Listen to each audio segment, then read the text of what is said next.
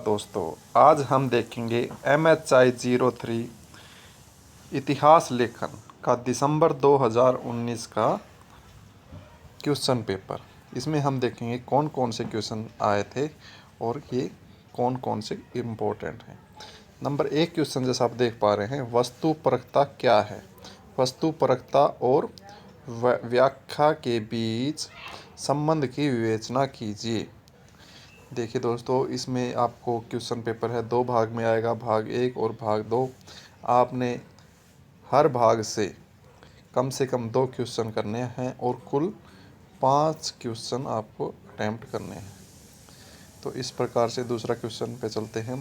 प्राचीन भारत में इतिहास लेखन की परंपराओं पर एक टिप्पणी लिखिए। ये क्वेश्चन तकरीबन आता है। मुगल शासन के अंतर्गत इंडो फारसी इतिहास लेखन की परंपरा की महत्वपूर्ण विशेषताओं की चर्चा कीजिए। अब ये जो इंडो फारसी वाला इतिहास लेखन है, ये आप देखोगे हर बार दिसंबर के एग्ज़ाम में पूछा गया है। कई बार इसको अकबर के शासनकाल को बोल के पूछते हैं, कभी इसको दूसरी तरह से घुमा फिरा के पूछते हैं, पर इसको पूछते ज़रूर हैं। नंबर 4 क्वेश्चन है, आधुनिक इतिहास में लियोपोल्ड रानके के योगदान की समीक्षात्मक विवेचना कीजिए। नंबर 5 क्वेश्चन है, पश्चिम के 5 महत्वपूर्ण मार्क्सवादी इतिहासकारों के नाम लिखिए। उनमें से किसी 2 के कथन के लेखन की चर्चा कीजिए। इसी प्रकार कभी मार्क्सवादी का पूछ लेगा, कभी पश्चिमी इतिहासकारों का पूछ लेगा, इस प्रकार से पूछा जाता है।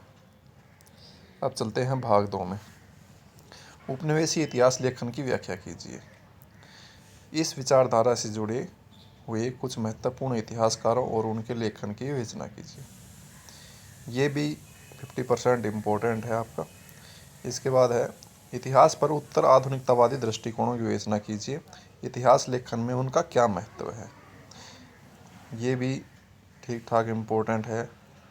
क्वेश्चन नंबर 8 पे चलते हैं। भारतीय राष्ट्रवाद पर कैम्ब्रिज संप्रदाय के मुख्य तर्कों का समीक्षात्मक विश्लेषण कीजिए। ये कैम्ब्रिज के बारे में और सबाल्टर्न के बारे में, इन दोनों में से एक क्वेश्चन हर बार आता है, पर इस बार देखिए दोनों क्वेश्चन ये आ रखे हैं। अब क्वेश्चन नंबर 9 पे देखो, सबाल्टर्न शब्द से आप क्या समझते हैं। भारत में सबाल्टर्न अध्ययन के विकास की चर्चा कीजिए।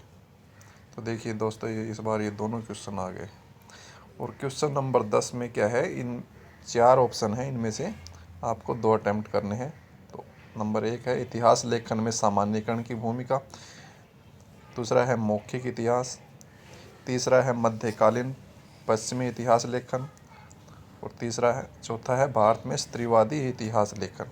अब देखिए, सामान्यीकरण का कई बार बड़ा क्वेश्चन भी आ जाता है और मौखिक इतिहास का छोटा क्वेश्चन ही मिलेगा आपको, पर ये एक बार छोड़ के एक बार आपको तकरीबन आता रहता है मौखिक इतिहास। नंबर 3 पे देखिए, मध्यकालीन पश्चिमी इतिहास लेखन। ये इतना इम्पोर्टेंट नहीं है, पर एक बार इसको पढ़ लेना है। चौथा देखिए बहुत इम्पोर्टेंट है, भारत में स्त्रीवादी इतिहास लेखन। कि कई बार इसमें मध्यकाल का पूछ लेता है, कई बार पुराने इतिहास का पूछ लेता है। तो इस प्रकार से